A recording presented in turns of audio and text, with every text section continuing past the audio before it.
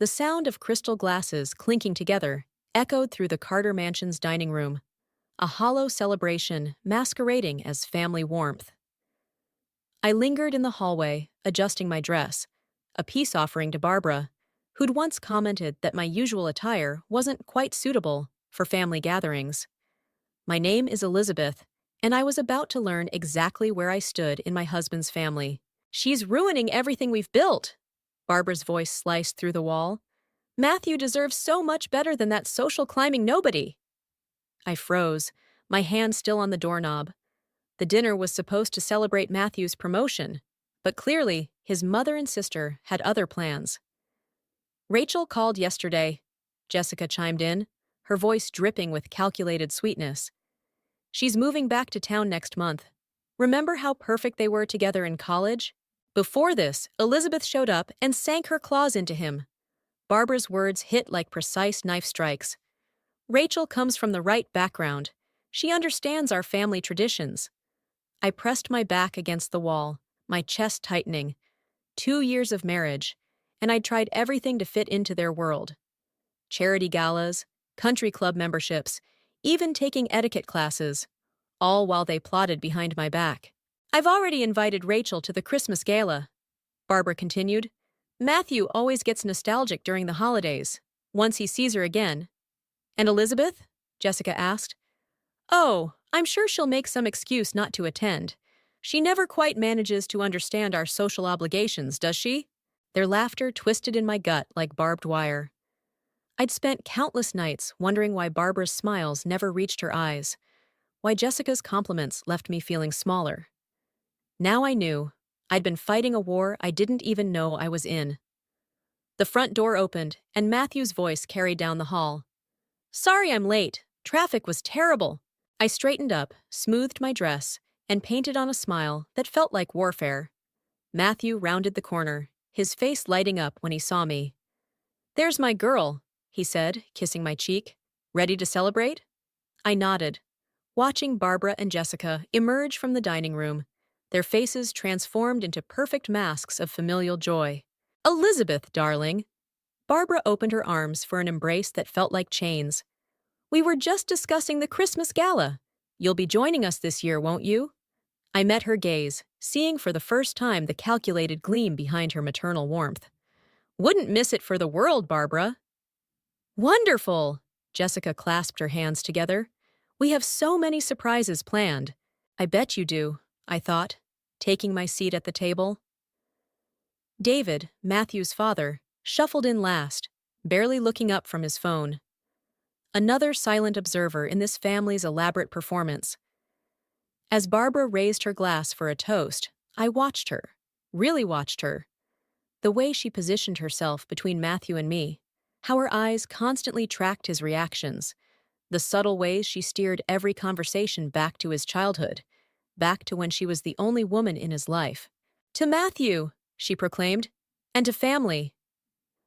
I lifted my glass, my mind already racing ahead to the Christmas gala.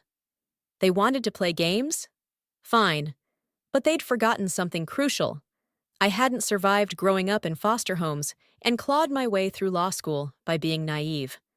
To family, I echoed, my voice steady despite the rage building in my chest. Let them think they had the upper hand. Let them believe I was the simple, social climbing nobody they'd dismissed. They had no idea what I was capable of when pushed too far. 3 days after the dinner, I sat across from Matthew in our kitchen, watching him scroll through his phone while I gathered my courage. The morning light caught his wedding ring, a simple band that Barbara had called quaint when he'd chosen it over the family heirloom. Your mother called again about the Christmas gala, I said, keeping my voice steady. She mentioned Rachel might be there. Matthew barely glanced up. Rachel? From college? He shrugged. Haven't thought about her in years. Really? Because your mother seems to think about her quite often. That got his attention. He set his phone down, frowning. What's that supposed to mean? I overheard something at dinner. I traced the rim of my coffee cup. Your mother and Jessica were discussing how perfect you and Rachel were together. Come on, Liz. Not this again. He rubbed his temples. You're reading too much into things. Mom's just traditional. Traditional enough to arrange accidental meetings with your ex? That's ridiculous. Matthew stood up, his chair scraping against the floor. Mom wants what's best for me, for us. Does she? The words came out sharper than intended. Because from where I'm standing, she wants what's best for the Carter family name, and I don't quite make the cut. His phone buzzed. Barbara's special ringtone. Matthew answered immediately, turning away from me. Hi, Mom. No, you're not interrupting anything. I watched him pace, nodding and smiling at whatever Barbara was saying. When had this become our normal? Him jumping at every call, me swallowing my words to keep the peace.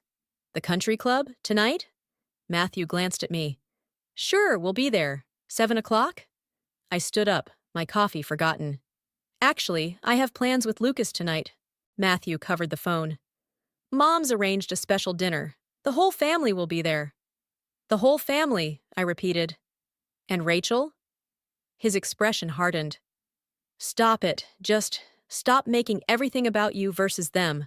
I grabbed my keys and bag, needing to escape before I said something unforgivable. Have fun at dinner. Tell your mother I send my regrets. Lucas was waiting at our usual cafe, his lawyer's instincts picking up on my mood immediately. Spill it, Liz. What happened? I told him everything. The overheard conversation, Matthew's dismissal, the sudden dinner plans. Lucas listened, his expression growing darker. Document everything, he said finally. Every coincidental meeting, every manipulation, build your case. My case? I laughed bitterly. Against what? Being an inconvenient wife? Against whatever Barbara's planning. He leaned forward. Think about it. She's laying groundwork, creating situations where Matthew's ex just happens to be around, making you look paranoid when you object. Classic isolation tactics. My phone lit up with a text from Jessica. Mom's disappointed you're not coming tonight. Rachel was looking forward to meeting you. I showed Lucas the message. He whistled low. They're not even trying to be subtle anymore. What am I supposed to do? I asked. Matthew thinks I'm imagining things. You're a lawyer, Liz. Start thinking like one. Lucas's eyes held a familiar gleam, the one he got before destroying opposing counsel. They want to play games? Fine. But make sure you're the one writing the rules. My phone buzzed again. A photo from Jessica. Matthew at the country club, Barbara on one side, Rachel on the other. All three laughing at some shared joke. Barbara's hand possessively on Matthew's arm, Rachel leaning in just slightly too close. Well played, Barbara, I murmured, saving the photo. But you forgot something important about me. What's that? Lucas asked. I learned strategy from the foster care system, not finishing school. I straightened up, a plan forming. Time to show them what real manipulation looks like. Lucas grinned. Now that's the Liz Carter I know. What's the first move? I pulled out my laptop, opening my email. A carefully worded invitation to Barbara. I think it's time I hosted a dinner party of my own. The game was changing. Barbara wanted to test my limits. Fine. But she'd soon learn that some people are dangerous precisely because they have nothing left to lose. The cafe's security footage played on my laptop screen, frame by frame. Barbara and Rachel, heads bent together over coffee, passing what looked like photographs between them.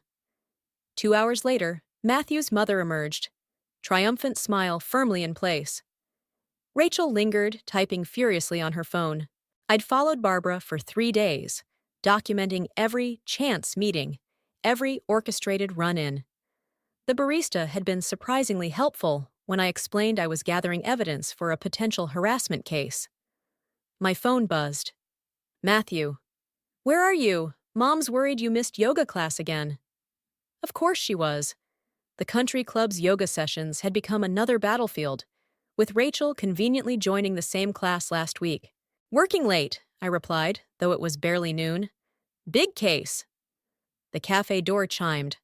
I looked up to see David Carter shuffle in, his usual defeated posture more pronounced.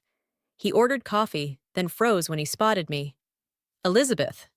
He hesitated, then approached my table. I didn't expect to see you here. I turned my laptop screen away. Just catching up on work. Would you like to join me? He sat, hands fidgeting with his coffee cup. Barbara mentioned you've been distant lately. Did she mention why? David's eyes flickered to my laptop. I saw them, you know. Barbara and that girl, Rachel, outside the country club last week. My heart raced. And? 35 years of marriage, he said quietly. I've watched Barbara destroy every relationship she disapproves of. Matthew's college girlfriend before Rachel. Jessica's fiancé who didn't have the right connections. He met my eyes. Now you. Why are you telling me this? Because you're different. You fight back. He pulled out his phone, fingers trembling slightly. Barbara doesn't know I kept these. He showed me a series of emails. Barbara coordinating with Rachel, planning accidental meetings, discussing Matthew's schedule. Dates, times, locations, all meticulously arranged. Why didn't you stop her? I asked, forwarding the emails to myself. The same reason Matthew can't see what's happening. Barbara has a way of making her reality the only reality. He stood up, straightening his jacket. I should go. She'll be wondering where I am. David, I called after him. Thank you.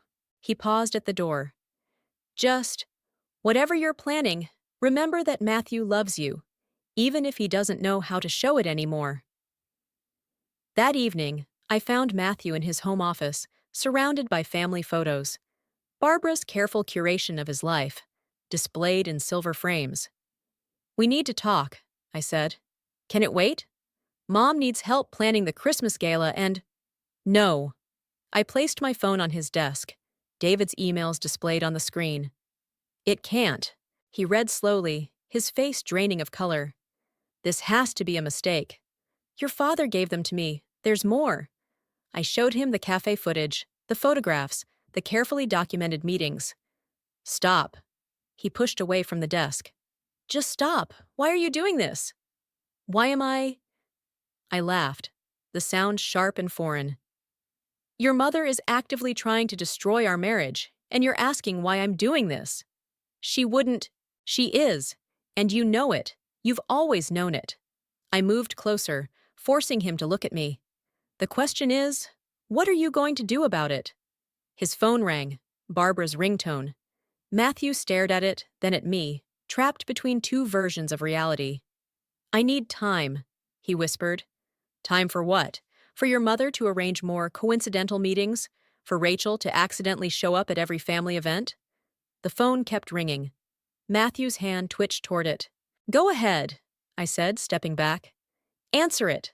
But understand something. I won't be here when you're done making excuses for her.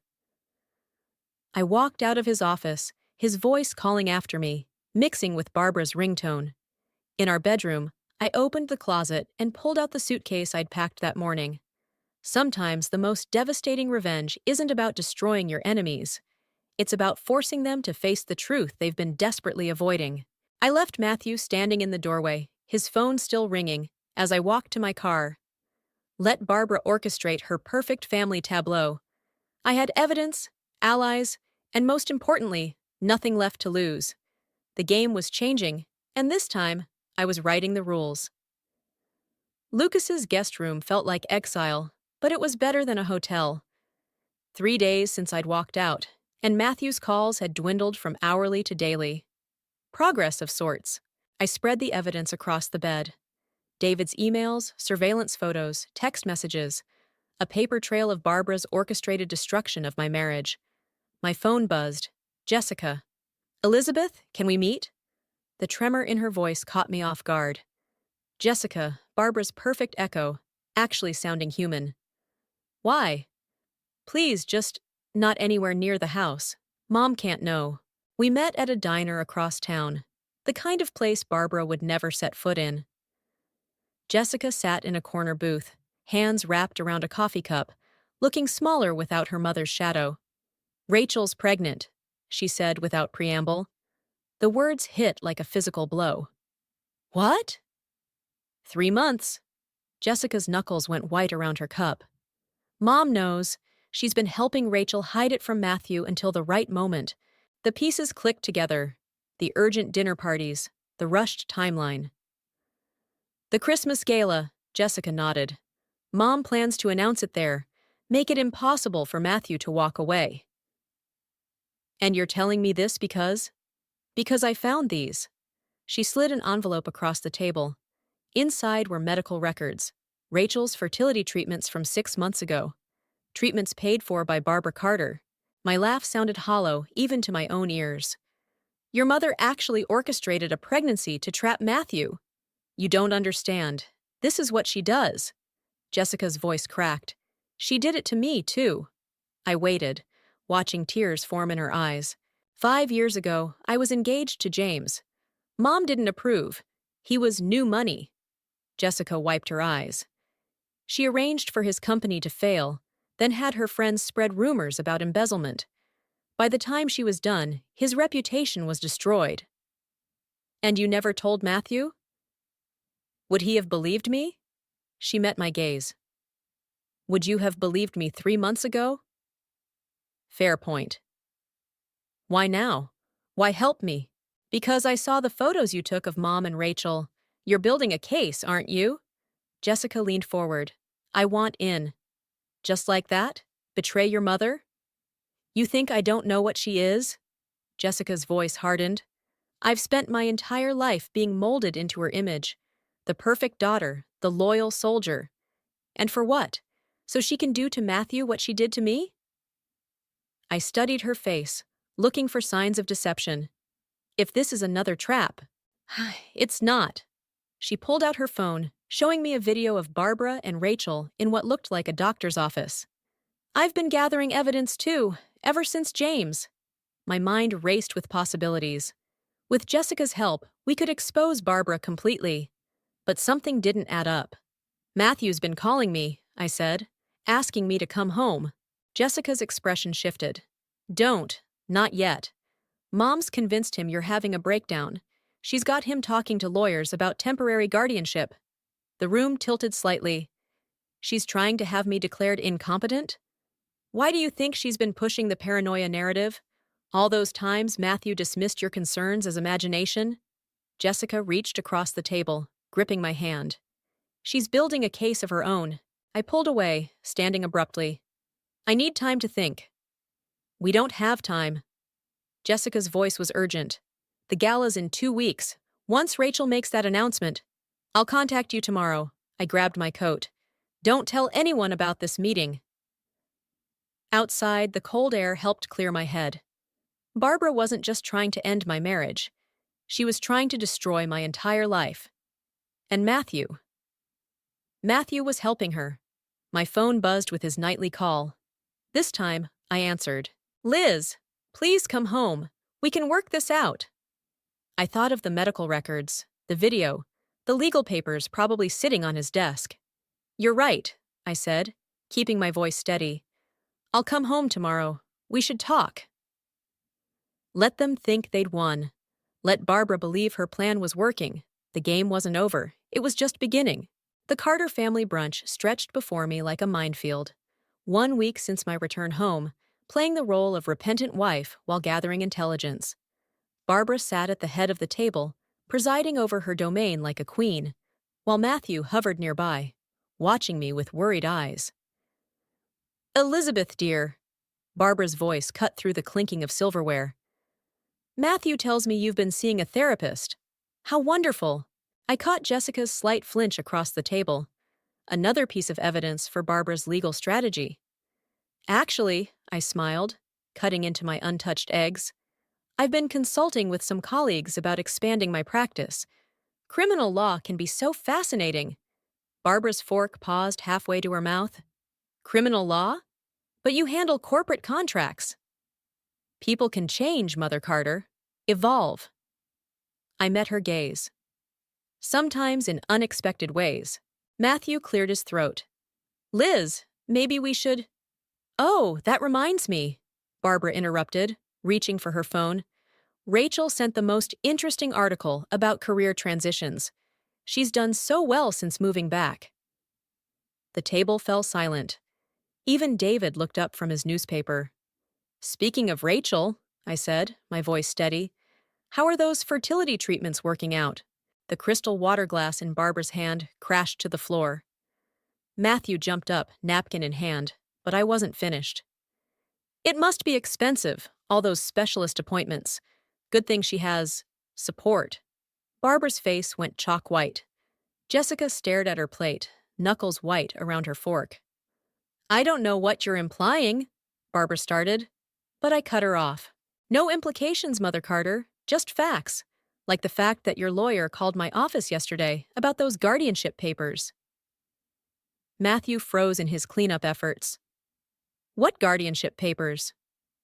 You didn't tell him? I turned to Barbara. About your concerns for my mental health? The legal documents you've been preparing?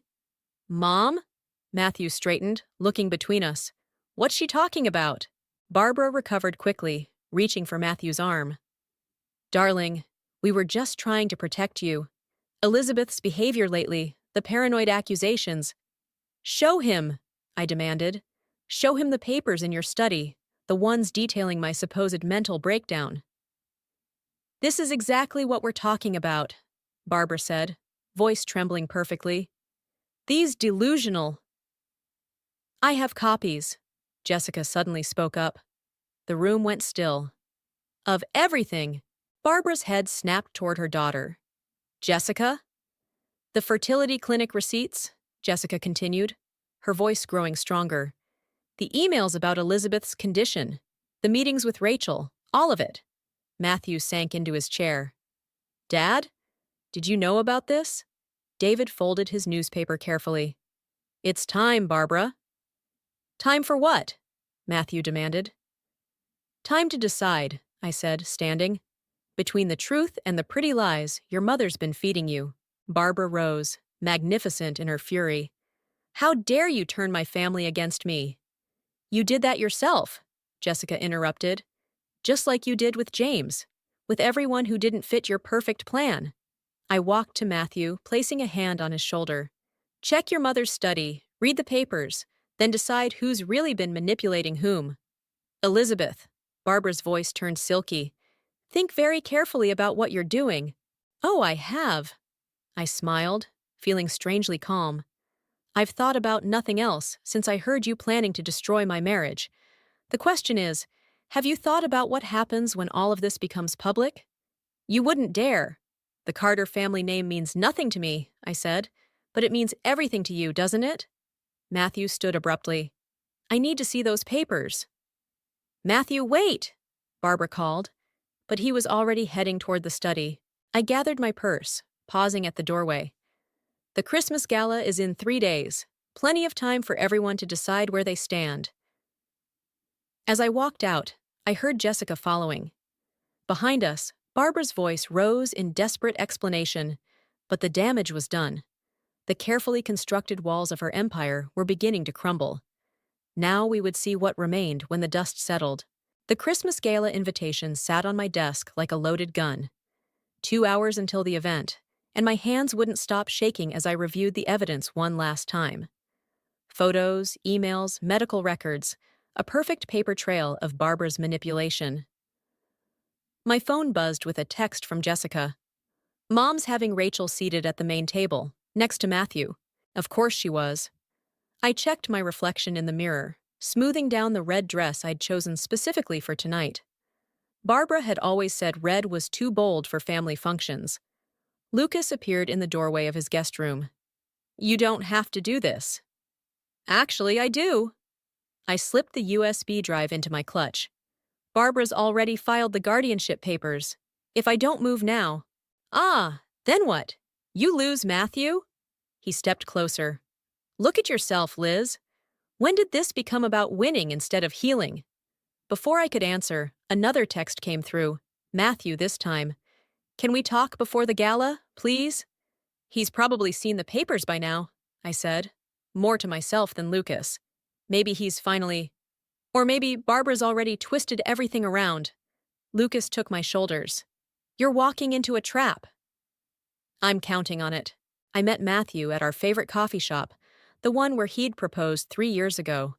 He looked exhausted, his tie slightly crooked, a detail Barbara would never have allowed. I read the papers, he said without preamble. All of them. And? And I don't know what to believe anymore. He pushed a folder across the table. Mom says you doctored the evidence, that this is all part of your condition. My laugh came out harsh. Of course she does. And you believe her? I don't know what to believe. His voice cracked. The woman I married wouldn't do this. Wouldn't try to destroy my family. Your family is destroying us, I shot back. Or haven't you noticed? Rachel's pregnant. The words hung between us like poison. I gripped my coffee cup tighter. I know. Mom says, I don't care what your mother says. I stood up. Come to the gala tonight. Watch what happens when Barbara makes her grand announcement. Then decide who's really been lying to you.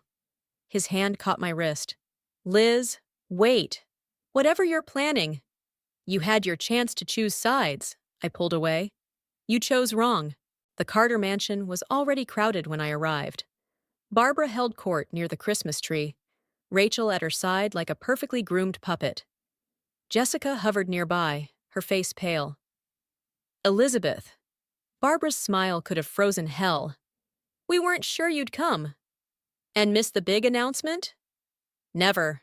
I matched her smile. Though I brought a little announcement of my own. Barbara's eyes flickered to my clutch. Matthew told me about your evidence. Such a shame, these delusions. Mom, Jessica stepped forward. Don't. Stay out of this, Jessica. Barbara's voice could have cut glass. Your sister-in-law clearly needs help. Professional help. I saw Matthew entering the room, watched his face as he took in the tableau before him. Barbara gestured him over, positioning him between herself and Rachel. Actually, I said, loud enough to draw attention, I think it's time we all got some help. Professional help. I pulled out my phone, dialing a number I'd memorized. Agent Phillips, I'm ready to make that statement about the Carter Foundation's financial irregularities. The room went silent. Barbara's face drained of color. You wouldn't dare, she whispered. The FBI is very interested in where those fertility treatment payments really came from, I continued. And the trust fund manipulations, the tax evasion. Matthew stepped forward. Liz, stop! No. I held up the USB drive. Everything's here. Every transaction, every cover-up. Your mother didn't just try to destroy my marriage. She's been destroying lives for years. And she used your family's foundation to do it.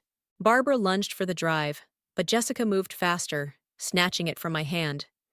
Jessica, Barbara pleaded, give that to me. Jessica looked at the drive, then at me, and dropped it into her champagne glass. I'm sorry, she whispered. I can't let you do this. As I watched my evidence dissolve in expensive champagne, I realized Lucas had been right.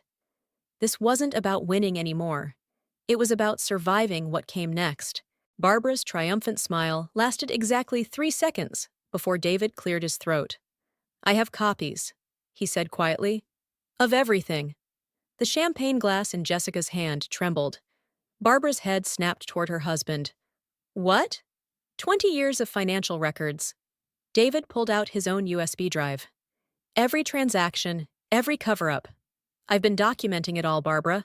Since the day you destroyed Jessica's engagement. The room hummed with whispered conversations.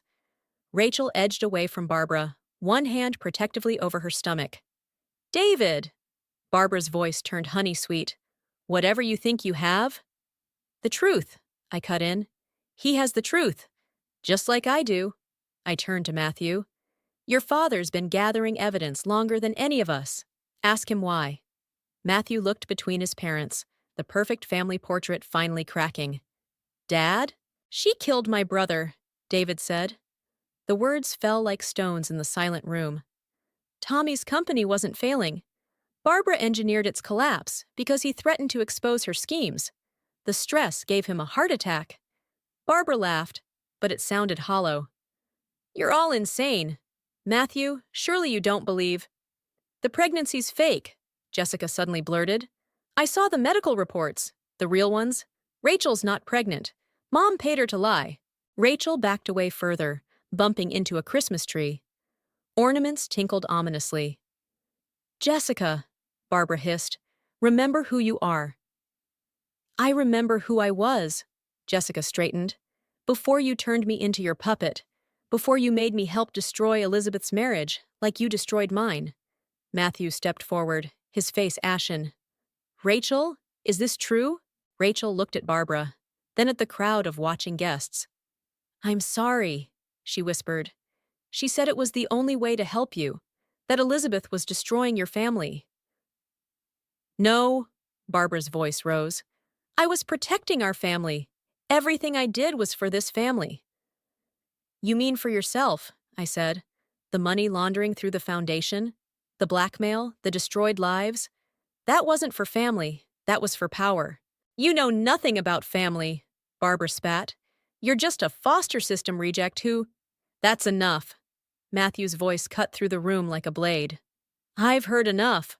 Barbara reached for him. Darling, don't. He stepped back.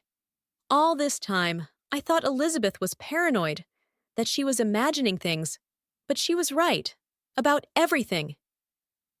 I did it for you, Barbara pleaded. Everything was for you. No, Matthew's voice cracked. Everything was for your perfect image, your perfect family, your perfect control. David handed the USB drive to Matthew. The FBI already has copies. I sent them this morning. Barbara's face went from white to gray. You wouldn't dare. It's done, David said. Agent Phillips has everything. They're probably on their way now. As if on cue, sirens wailed in the distance. Barbara's composure finally shattered. You'll all regret this, she snarled, grabbing her purse. Matthew, come with me. We can fix this. Matthew looked at me, then at his mother. In his eyes, I saw years of manipulation finally coming into focus. No, Mom, we can't.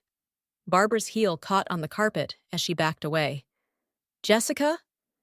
But Jessica moved to stand beside her father, shoulders straight for the first time I could remember. The sirens grew closer. Barbara turned to run, but Lucas, who'd been quietly calling the police, blocked the doorway. It's over, Barbara, I said softly. The perfect family fantasy ends tonight.